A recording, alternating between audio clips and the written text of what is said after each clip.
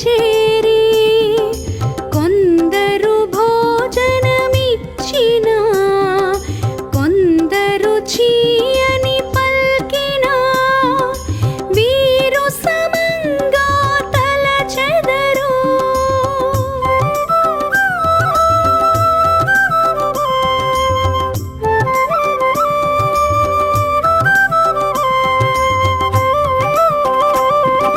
ప్రభు ప్రేమలో ఉన్మత్తులై నయనానంద భాష్పాలతో గురు కరుణాశీస్సులతో దృఢ విశ్వాసము పొందెదరు.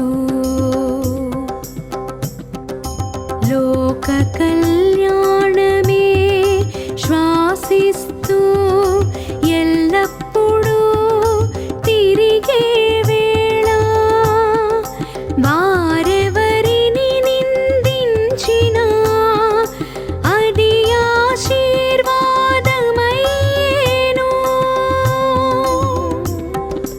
అంతా భగవంతునిగా చూస్తూ భగవల్లీలలే దర్శిస్తూ తామే దైవమనే స్థితిలో లీనమైపోయి ఉండెదరు.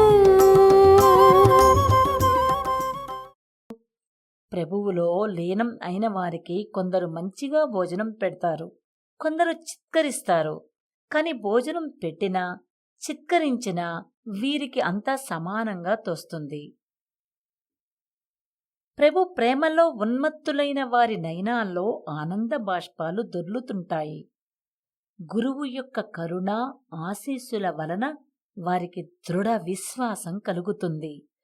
వాళ్ళు ఎల్లప్పుడూ లోక కళ్యాణం కోసమే పనిచేస్తుంటారు. వాళ్ళు దుర్భాషలాడినా ఇతరులకు ఆశీర్వాదమే అవుతుంది.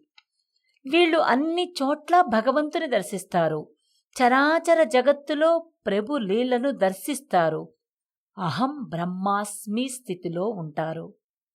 श्रीचन्द्रभानु सत्पति गुरुदेव विरचित श्री गुरु भागवतम्